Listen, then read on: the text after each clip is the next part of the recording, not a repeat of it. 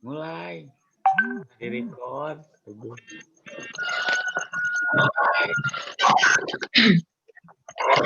Assalamualaikum warahmatullahi wabarakatuh. Bismillah, alhamdulillah.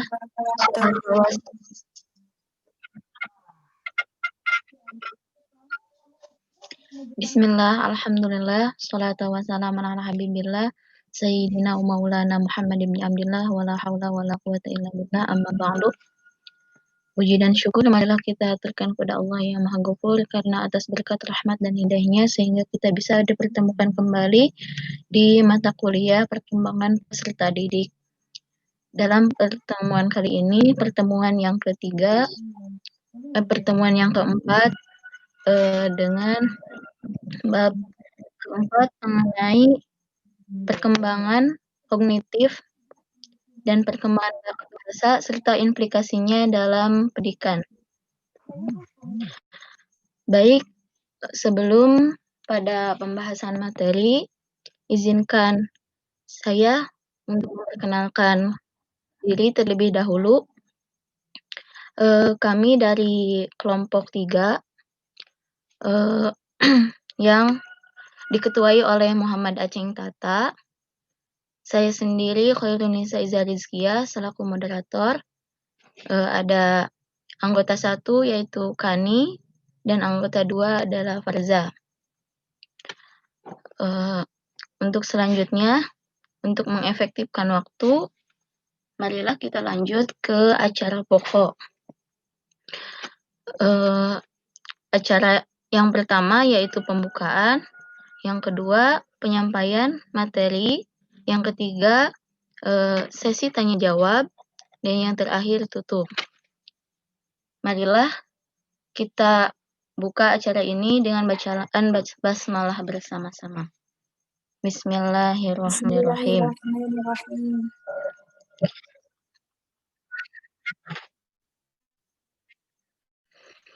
Baik, untuk selanjutnya untuk penyampaian mengenai peserta community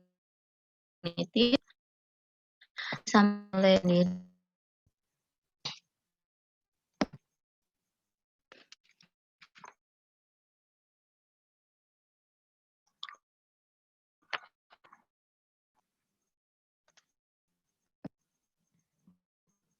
perkembangan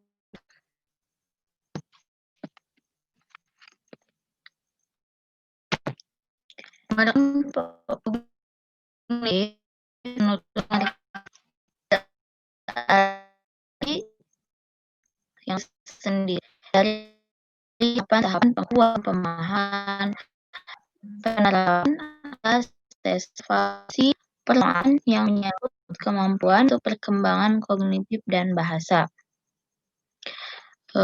Untuk mengembangkan kemampuan rasional. Nah, dari perkembangan kognitif ini ada yang disebut dengan teori perkembangan kognitif. Teori perkembangan kognitif ini dikembangkan oleh seorang psikolog yang bernama Jean Bassel. Itu teorinya akan memberikan banyak konsep utama pada konsep kecerdasan. Teori ini akan membahas munculnya dan diperolehnya skema tentang bagaimana seseorang mempersepsi lingkungannya dan tahapan-tahapan perkembangan, yaitu pada saat seseorang memperoleh cara baru dalam mempresentasikan secara mental, yaitu pemikiran, cara berpikir, atau konsep pemikiran manusia. Nah, di antara eh, teori perkembangan kognitif ini ada beberapa periode. Yang pertama adalah periode sensiomotor, yaitu pada usia anak dari lahir hingga usia 2 tahun. Pada periode sensiomotor ini akan ada banyak tahapan-tahapan. Yang pertama adalah yang skema refleks, yaitu muncul dari usia lahir sampai 6 minggu, yang akan berhubungan terutama dengan refleks, yaitu gerak secara spontan atau otomatis karena ada rangsangan yang tidak disadari. Yang tahap keduanya adalah fase reaksi sirkular primer, yaitu pada usia 6 minggu hingga 4 bulan.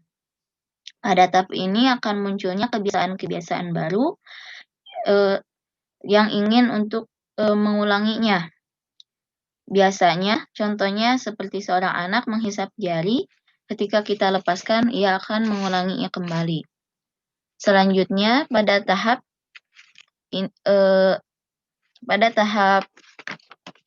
periode sensiomotor yang ketiga yaitu fase reaksi sirkular sekunder, yaitu pada usia 4-9 bulan, yang akan berhubungan antara koordinasi antara penglihatan dan pemaknaan.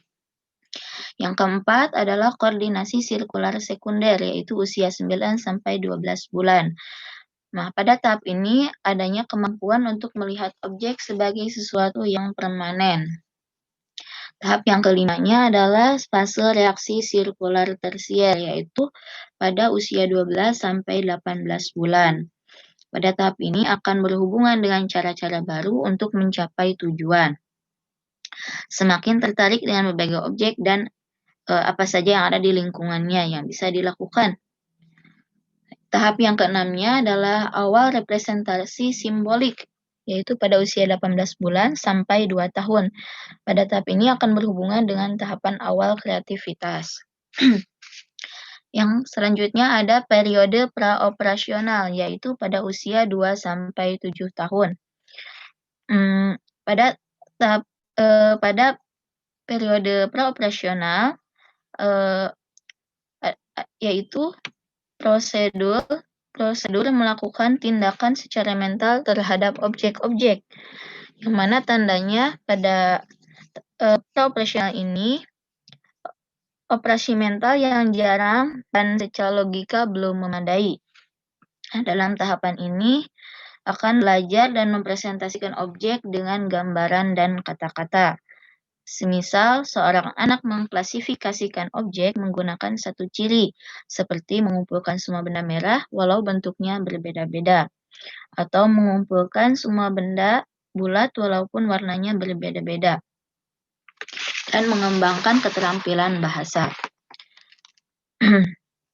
Bagaimanapun, mereka masih menggunakan penalaran yang intuitif atau masih belum logis, karena cenderung egosentrisme. Mereka tidak dapat memahami tempatnya di dunia dan bagaimana hal tersebut berhubungan satu sama lain. Mereka akan kesulitan memahami orang lain di sekitar. Namun seiring dengan pendewasaan, maka kemampuan untuk memahami perspektif orang lain akan semakin membaik. Memiliki pemikiran yang imajinatif, dan pada saat ini seorang anak akan menganggap setiap benda tidak hidup pun memiliki perasaan. Selanjutnya yang ketiga ada periode operasional konkret, yaitu pada usia 7-11 tahun. Pada periode operasional konkret ini memiliki tanda yaitu penggunaan logika sudah memadai.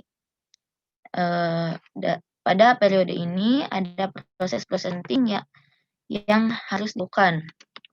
Yang pertama adalah pengurutan, yaitu kemampuan untuk mengurutkan objek, ukuran, bentuk, atau ciri lainnya. Contohnya, seorang anak bila diberi ukuran berbeda sebuah benda, maka dia akan mengurutkannya dari yang terkecil hingga yang terbesar ataupun sebaliknya. Kemudian ada yang disebut dengan klasifikasi, yaitu kemampuan untuk memberi nama dan mengidentifikasi serangkaian benda menurut tampilannya, ukurannya, dan karakteristik lain.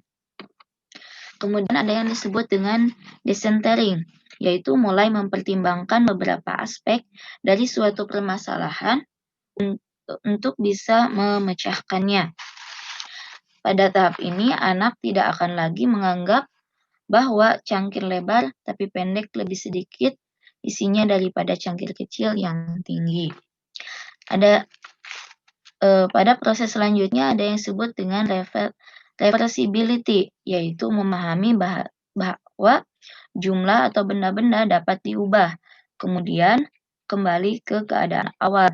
Contohnya 8, 4, 4 sedangkan 8 dikurangi 4 sedangkan 4. Kemudian proses konservasi itu bahwa kuantitas, panjang, atau jumlah benda tidak berhubungan dengan atau kumpulan dari objek benda. Nah, yang terakhir pada periode ini adalah penghilangan sifagogisme, yaitu kemampuan untuk melihat sesuatu daripada yang lain, yang mana bahwa contohnya seseorang ketika menyimpan sesuatu pada teman ada yang memindahkannya. Nah, itu saat si benda tersebut dia berpikiran bahwa mungkin hal itu tidak karena dia berpikir lupa menyimpan atau bagaimana gitu. Nah, tahap yang terakhir yaitu periode operasional formal, yaitu pada usia 11 tahun hingga dewasa. Pada periode ini merupakan periode terakhir di antara periode-periode yang lainnya. Tahap ini memiliki karakteristik yaitu kemampuan berpikir secara abstrak, menalar secara logis, dan menarik kesimpulan dari informasi yang tersedia. Pada tahap ini juga, seorang akan memahami hal-hal seperti bukti logis dan nilai. Ia tidak melihat segala sesuatu dari hitam dan namun ada gradasi abu-abu. Sering disebut masih belum labil atau pimplan. Nah, dari faktor biologinya akan muncul saat pada usia ini dan akan terjadi berbagai perubahan besar. Akan menandai masuknya ke dunia dewasa secara fisiologis, kognitif, penalaran, moral, perkembangan psikoseksual, dan perkembangan sosial. Namun, tidak setiap orang mencapai perkembangan sampai tahap ini, sehingga tidak memiliki keterampilan seperti orang dewasa, dan tetap akan menggunakan penalaran dari tahap operasional konkret. Nah, mungkin itu untuk mengenai perkembangan kognitif. Selanjutnya akan ada faktor kognitif yang akan disampaikan oleh Saudara Muhammad Acinta. Baik, terima kasih kepada moderator yang telah memberikan kesempatan. Faktor-faktor yang mempengaruhi perkembangan kognitif. Pertama itu gaya pembahasan, yang kedua itu pengaruh lingkungan. Gaya pembahasan dibagi menjadi 3. Yang pertama, gaya pembahasan otoriter. Yang kedua, gaya pembahasan otoritatif. Yang ketiga, gaya pembahasan permisi. Apa itu gaya pembahasan otoritatif? Gaya pembahasan otoritatif adalah suatu gaya yang membatasi dan menghukum yang menuntut anak untuk mengikuti perintah-perintah orang tuanya. Jadi seakan si anak tersebut dikekang atau dibatasi oleh orang tuanya. Sehingga perkembangan kognitif anak juga menjadi kurang optimal karena kurang ada kesempatan untuk mengekspresikan rasa ingin tahu, mengembangkan kreativitas, serta menyelesaikan masalah secara mandiri. Itu yang pertama. Yang kedua, gaya pembahasan otoritatif. Apa itu gaya pembahasan otoritatif? Gaya pembahasan otoritatif adalah pengasuhan yang mendorong anak untuk tetap mandiri, tetapi menetapkan batasan-batasan dan pengendalian atas tindakan-tindakan mereka. Jadi, si orang tua memberikan kebebasan kepada anaknya, tetapi orang tua tersebut masih membatasi. Jadi 50-50, kebebasan 50, membatasi, dan yang lainnya 50. Jadi fair.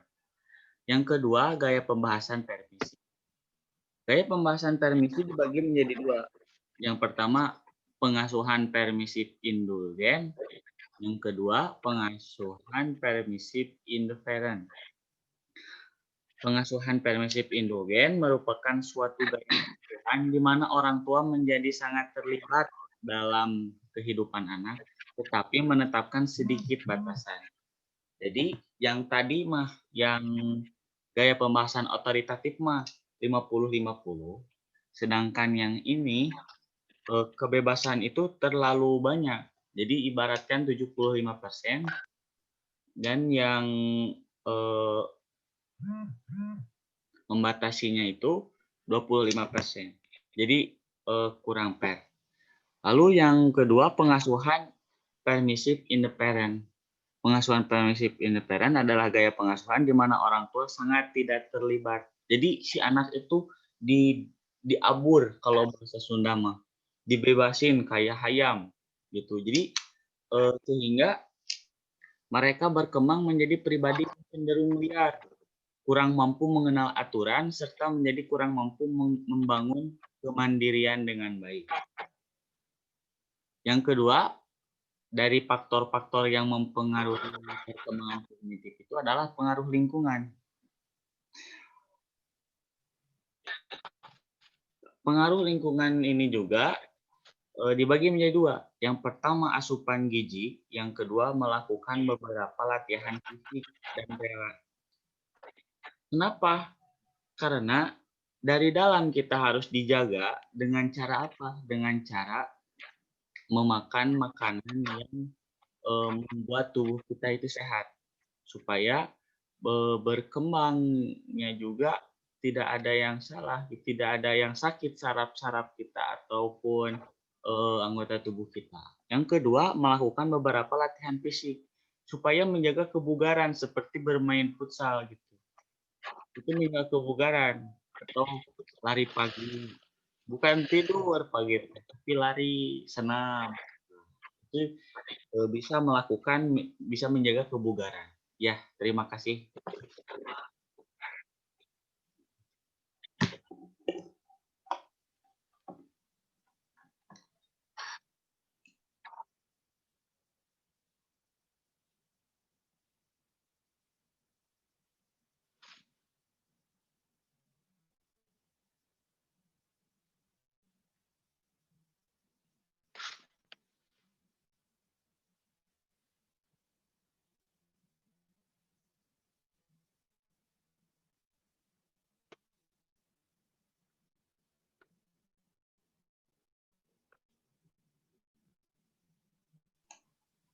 Ya, silakan moderator, kembalikan ke moderator.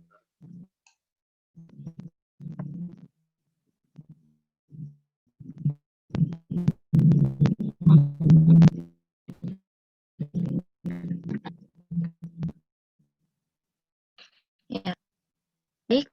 Terima kasih kepada saudara yang telah menyampaikan materinya. Selanjutnya, materi akan disampaikan oleh saudara Farza Jidan Fadli untuk menyampaikan pembahasan.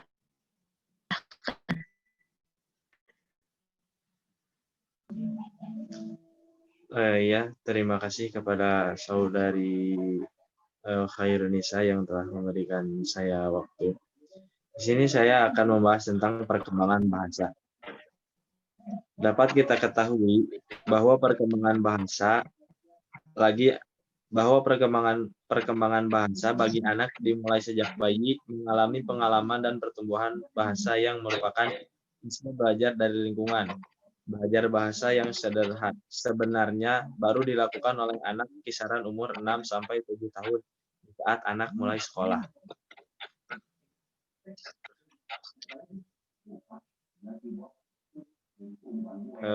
Di next bisa.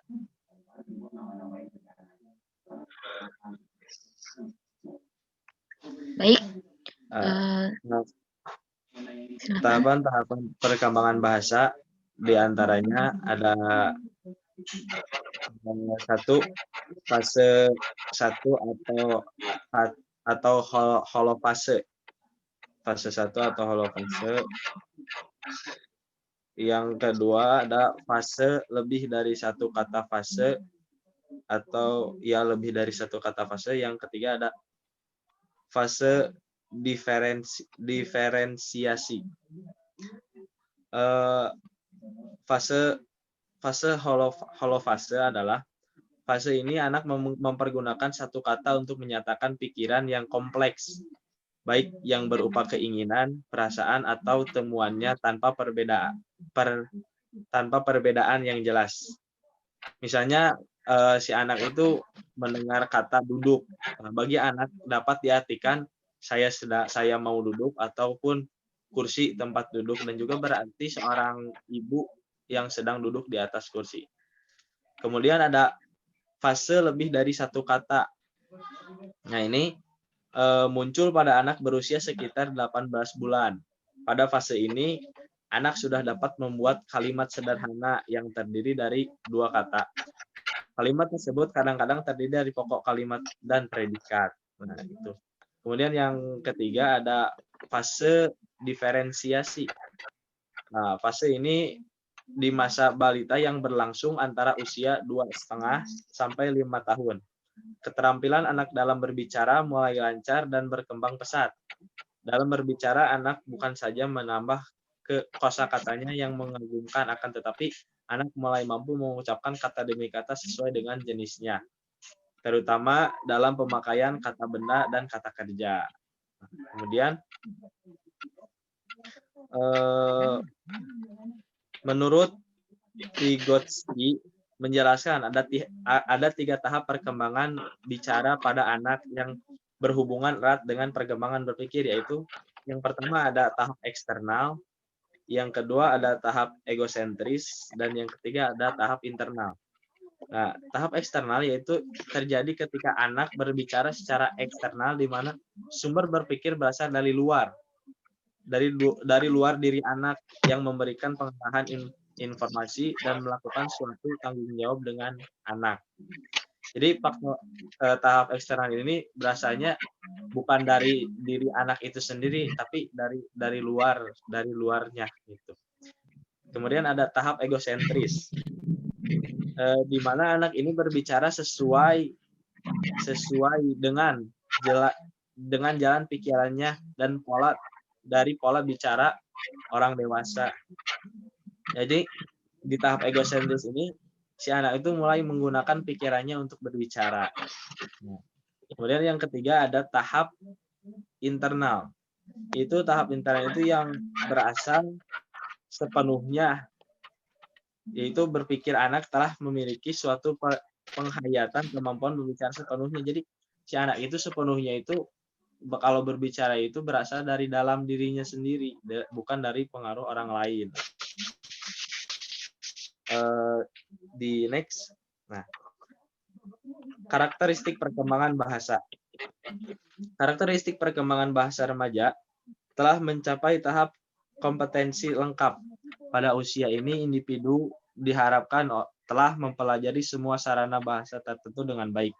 Pengaruh pergaulan teman sebaya cukup menonjol, sehingga bahasa anak tersebut lebih diwarnai pola pergaulan yang berkembang pada saat itu, sehingga tidak heran ada yang menyimpang dari norma umum seperti munculnya istilah-istilah khusus.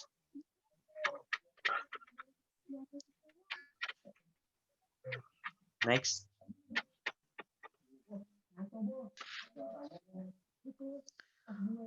Faktor yang mempengaruhi perkembangan bahasa, yaitu yang pertama ada faktor umur, yang kedua ada kondisi lingkungan, yang ketiga kecerdasan, yang keempat status sosial ekonomi keluarga, dan yang terakhir kondisi fisik.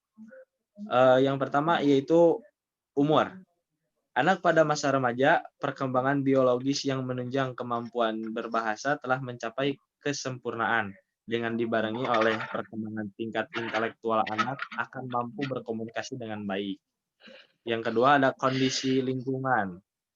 Lingkungan atau tempat tumbuhnya anak dan berkembang member andil yang cukup besar dalam berbahasa. Perkembangan bahasa di lingkungan pedesaan dengan perkotaan akan berbeda.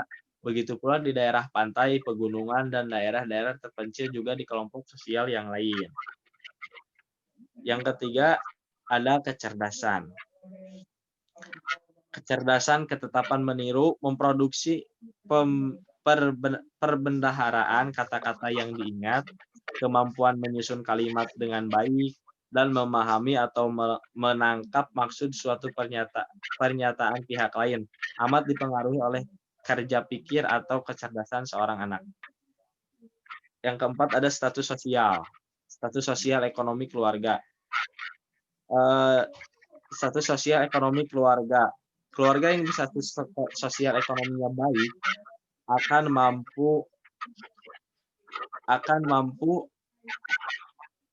mampu menyediakan situasi yang baik bagi perkembangan bahasa anak-anak dan anggota keluarganya. Kemudian yang terakhir ada kondisi fisik. Nah, kondisi fisik yang dimaksud adalah kondisi kesehatan anak. Seorang anak yang cacat akan terganggu kemampuannya untuk berkomunikasi dan tentu saja akan mengganggu perkembangan dalam berbahasa. Next.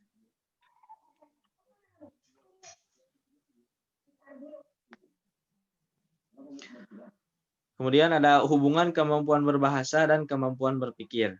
Kemampuan berbahasa dan kemampuan berpikir saling mempengaruhi satu sama lain. Seseorang kurang dalam kemampuan berpikirnya, maka akan mengalami kesulitan dalam menyusun kalimat yang baik, logis, dan sistematik. Hal ini akan berakibat pada sulitnya untuk berkomunikasi.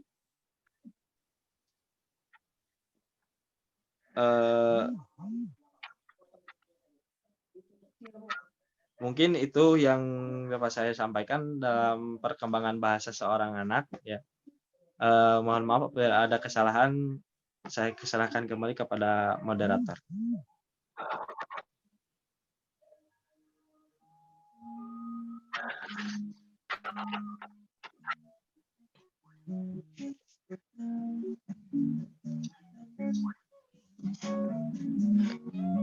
Terima kasih kepada Saudara Farza yang telah menyampaikan materinya. Untuk selanjutnya, materi yang akan disampaikan oleh Saudari Kani untuk menyampaikan materi implikasi dalam pendidikan, yaitu perkembangan kognitif dan bahasa serta implikasinya dalam pendidikan. Jadi untuk pengimplikasiannya, dipersilahkan. Baik, terima kasih atas waktunya. Pada kesempatan ini saya akan menjelaskan mengenai implikasi dalam pendidikan. Kelompok belajar terdiri dari siswa yang bervariasi bahasanya, baik kemampuannya maupun polanya. Nah, kita semua tahu bahwa setiap kelas atau satu kelompok itu terdiri dari beberapa kepala atau beberapa siswa. Dan masing-masing siswa pasti mempunyai variasi berpikir atau pola cara berpikir yang berbeda-beda. Nah, bagaimana seorang guru untuk menghadapi masalah ini? Nah, bagi seorang guru setidaknya harus tahu dan bahkan mempunyai strategi dalam kegiatan belajar mengajar bahasa dengan baik. Baik dengan memfokuskan pada potensi ataupun pada kemampuan anak atau siswanya.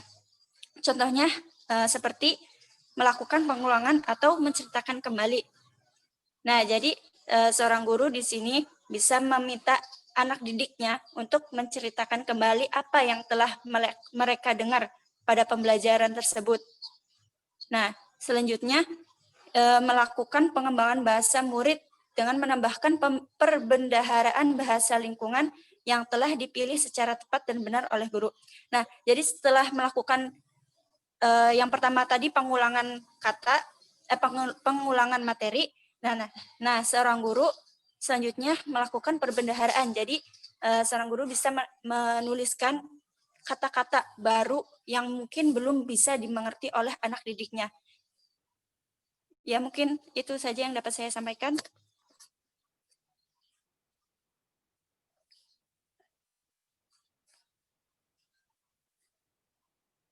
Saya kembalikan kepada moderator.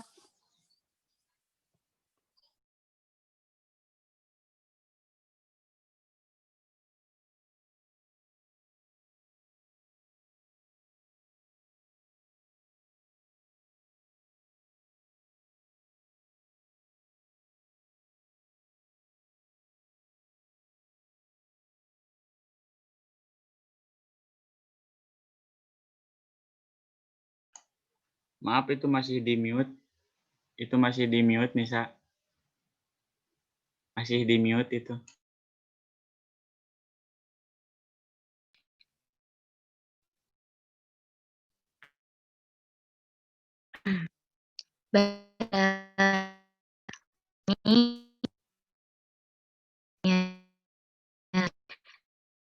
Makanya dari nantinya semoga dapat bermanfaat bagi semua yang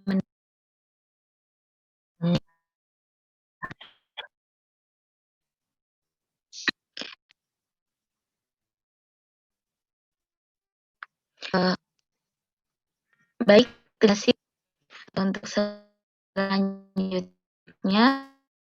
tidak untuk jawaban di kolom komentar saya bisa memberikan sanggahan kapan komentar lainnya. Materi ini cukup sekian. Mohon maaf bila terdapat penyalahan dari kelompok kami.